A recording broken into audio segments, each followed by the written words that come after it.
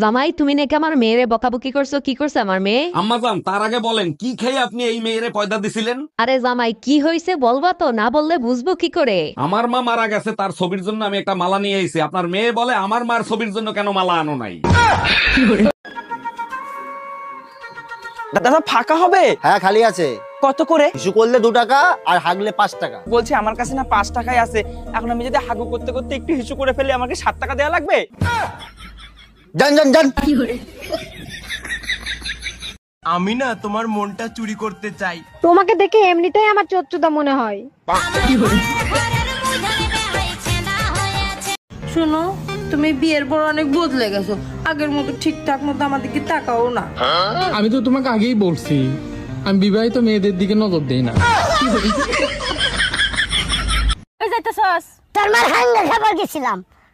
কি কইলি তুই? তোর মার হাঙ্গা খাবার গেছি। একটা দেখছ যে আজারে কথা কবে, একটা দো শর্মার একটা গালগুল ফাড়াইলাম। স্যার আমিও দেম, একটা আমারও আতাছে।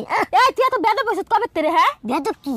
বেদব কি মানে এই যে রূপা, আমি তোমারে অনেক ভালোবাসি, প্লিজ রূপা তুমি আমার হয়ে যাও। দেখো, এসব পচা ডায়লগ দিয়ে আর যাই পাও আমার মন কোনোদিন পাবে না। কি করলে তুমি বিশ্বাস করবে, তুমিই বলে দাও। কেমনে বুঝবো তুমি আমারে সত্যিকারের ভালোবাসো? প্রমাণ করে দেখাও। বিশ্বাস না হয় প্যান্ট খুলে দেখাই, আমি তোমার নামে রূপার আন্ডারওয়্যারই পরি। বাবু, এই শোনো, আমি 7 দিনের জন্য বাবার বাড়ি যাচ্ছি। বলো কি, তাই নাকি? 7 দিন কেন, তুমি 14 দিন থেকে আসো। তোমাকে বিশ্বাস করি তাই একা রেখে যাচ্ছি। তুমি আমাকে চোখ বন্ধ করে বিশ্বাস করতে পারো। শুধু মনে রাখবা, যেদিন আমার বিশ্বাস ভাঙবে সেদিন তোমার হাড্ডিও ভাঙবে। Bye bye, tata. এই অনিল আমার কাছে টাকা পায়, বারবার করে ফোন করছে, বলে দাও তো আমি বাড়িতে নেই। হ্যালো। হ্যালো বৌদি, দাদা কোথায় গো? না, দাদা তো বাড়িতে নেই, বাইরে গেছে। কি বলছো, বাড়িতে দাদা নেই? ইস, আমায় ডাকুনি কেন? এই কি হয়েছে তোমার, এমন করতেছো কেন? আমি না প্রেগনেন্ট, আব্বা জানলে আমারে মাইরেই ফেলাবে। তোমার সাথে সে আমারে বিয়ে দেছে, শুনলে খুশি হবে, মারবে কেন?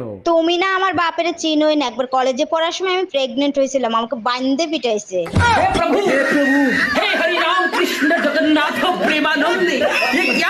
লবণ খেলে চর্বি বাড়ে, শশা খেলে চর্বি কমে, আর বাঙালি লবণ দিয়ে শশা খায়।